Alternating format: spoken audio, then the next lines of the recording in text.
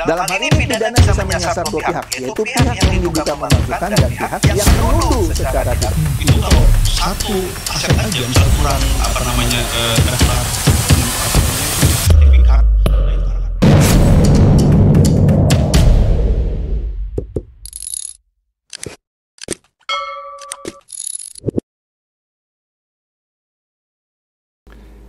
Halo Bapak Ibu, saudara-saudari sekalian, lovers and haters. Salam cerdas Indonesiaku. Jumpa lagi kita pada kesempatan kali ini.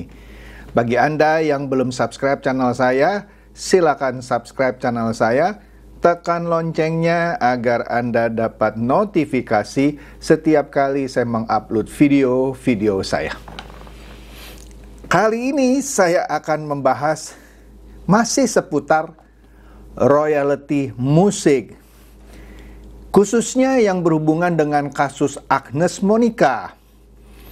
Ya, dia dituntut oleh seorang pencipta, nanti kita lihatlah ya berita detailnya, sebesar 1,5 miliar rupiah karena menyanyikan lagunya, lagu si pencipta itu, nantilah kita lihat ya, di 3 konser.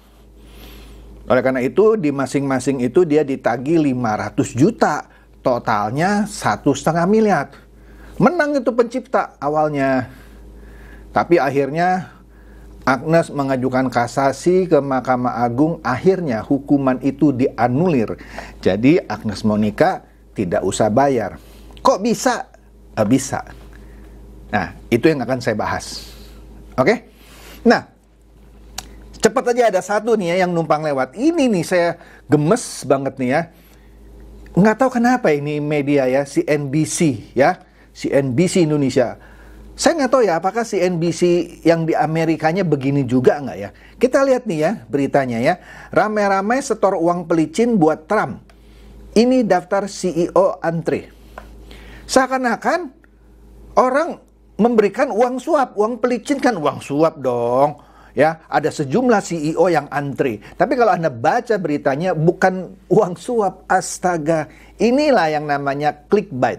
Ya, dibuat judulnya seperti ini supaya orang tertarik untuk mengklik dan membaca. Padahal isinya bukan begini. Aduh, ini nggak tahu ya, media-media kita ini sekarang mulai tidak mendidik gitu. Oke, langsung aja kita masuk nih.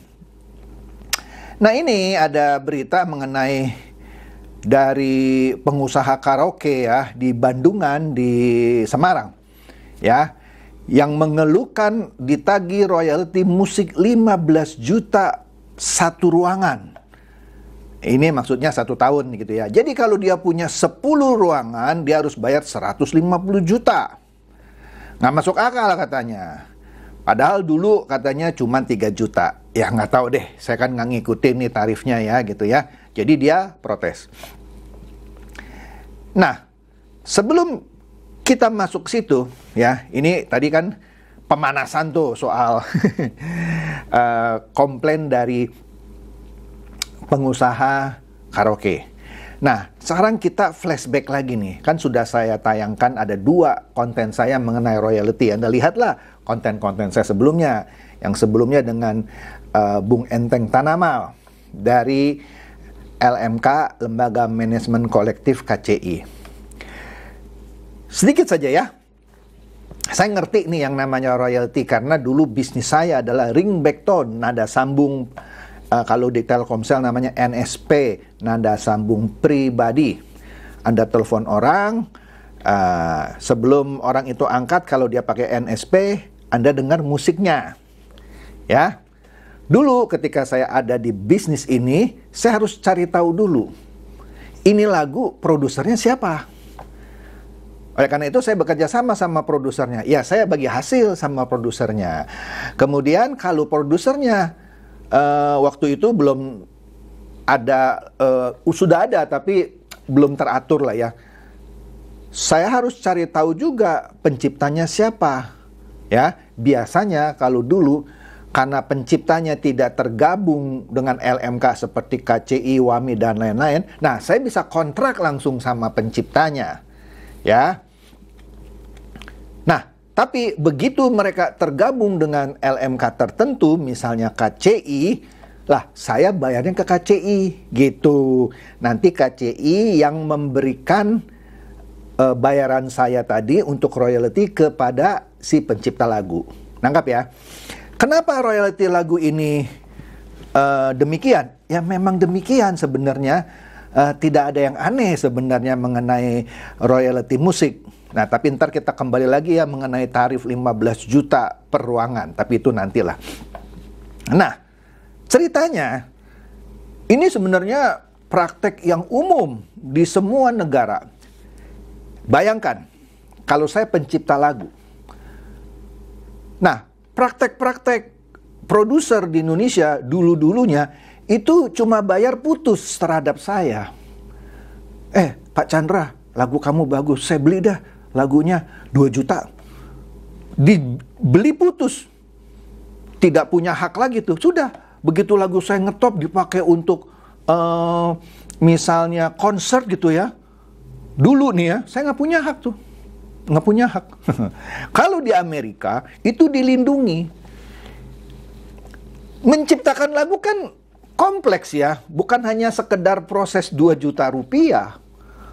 Perlu imajinasi, coba-coba, banyaklah. Kalau di Amerika dan negara-negara maju, nah pencipta lagu itu akan mendapatkan royalti kalau pertama, dicetak dalam kaset atau CD. Semakin banyak kaset atau CD itu dicetak, dia dapat royaltinya lebih banyak. Oke? Nah, itu ada yang namanya mechanical right lah. Hak untuk menggandakan yang juga ada bagiannya buat si pencipta. Kan nggak fair dong kalau pencipta cuma dibayar 2 juta, sedangkan CD-nya laku ratusan ribu kopi. Wih, produsernya kaya raya. Nah, makanya si pencipta ini harus dihargai. Tangkap ya. Jadi semakin banyak CD-nya diproduksi, dia juga dapat royalti. Oke? Kemudian, kalau lagunya ini juga sering dipakai di konser-konser, dia juga berhak mendapatkan bayaran royalti. Konser musik misalnya nggak mungkin bunyi kalau tanpa lagu kan. Mau nyanyikan lagu siapa? Jadi jangan bilang, wah kejam banget ya nyanyiin lagu harus bayar. Iyalah, kalau nggak mau nyanyikan lagu siapa?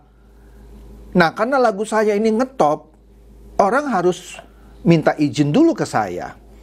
Kalau saya tidak menyerahkan kepada LMK tertentu, lembaga manajemen kolektif seperti KCI dan lain-lain itu, maka orang harus minta izin ke saya. Begitu, ya kan? Tapi katanya ada peraturan, Pak Otto bilang itu harus yang menagih bukan si penciptanya lagi. Jadi pencipta dengan kata lain harus menyerahkan kuasa ke LMK tertentu supaya LMK itu yang menagih.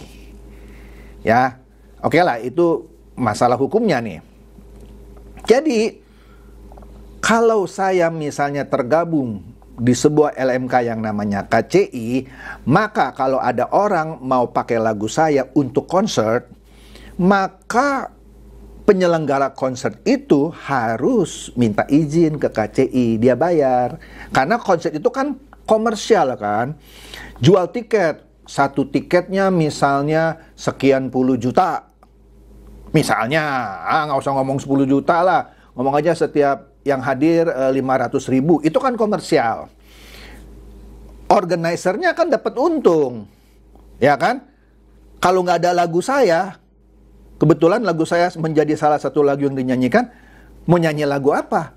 Misalkan ada 10 lagu, umpamanya 10-10-nya lagu saya semua deh. Mereka kan mendapat untung gara-gara lagu saya kan. Kalau nggak ada lagu saya, dia mau nyanyikan lagu apa? Oh, nyanyiin lagu Ahmad Dhani aja misalnya. Ya sama, Ahmad Dhani juga mesti dibayar. Begitu, ya kan?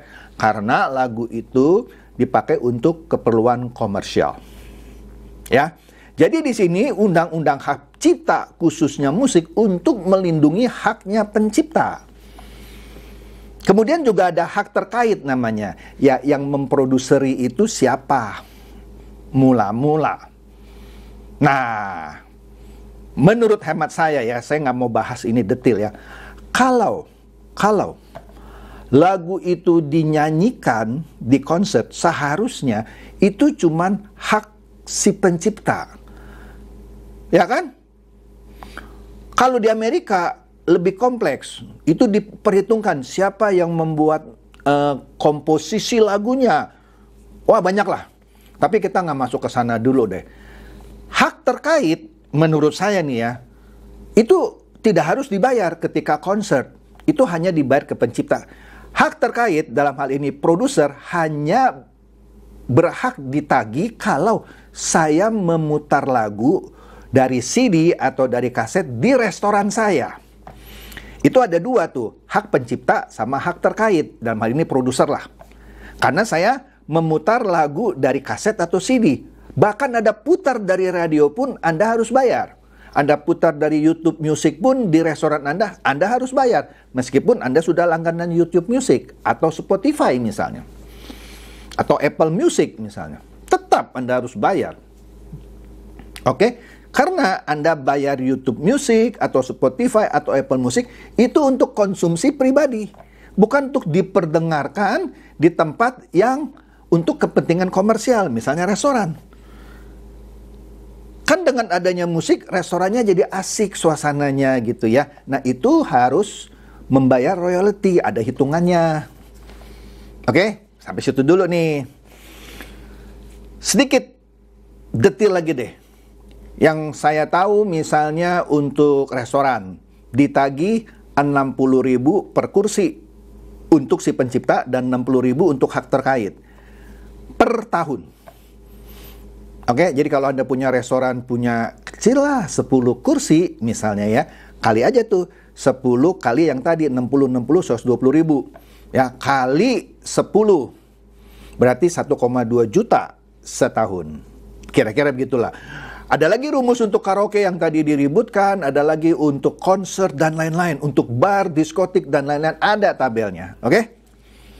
Jadi ngerti ya bahwa penagihan royalti itu bukan tindakan semena-mena, ada karena diatur juga oleh Undang-Undang Nomor 28 tahun 2014. Ada. Oke, tapi nanti kita lihat nih ya kekisruhannya di mana. Lanjut dulu nih. Di sini di Detik News, Wamenko Otto Hasibuan tegaskan tak ada royalti lagu di nikahan. Karena ada LMK, ya saya sebut aja lah di sini ntar juga ada beritanya WAMI. Dia bilang kalau nyanyikan lagu artisnya harus bayar 2% dari total biaya acara. Lah, Otto Hasibuan bilang nggak perlu bayar lagu kalau dinyanyikan di nikahan. Ya kan apa nih kata Otto? Pernyataan itu nggak benar, ya. Pernyataan itu tidak tepat karena Undang-Undang Hak Cipta itu hanya memperbolehkan lembaga manajemen kolektif menagih terhadap royalti sebuah lagu apabila acara itu dilakukan dengan tujuan dan kepentingan komersial. Ukurannya di situ. Tadi konser misalnya harus bayar. Nah, ntar kita ngomong nih Agnes Monica. Tapi kalau nikahan mana komersialnya?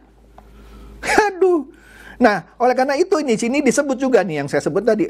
Sebelumnya LMK yang namanya Wahana Musik Indonesia atau singkatannya WAMI menilai pesta pernikahan perlu membayar royalti jika memutar atau menyanyikan lagu komersial.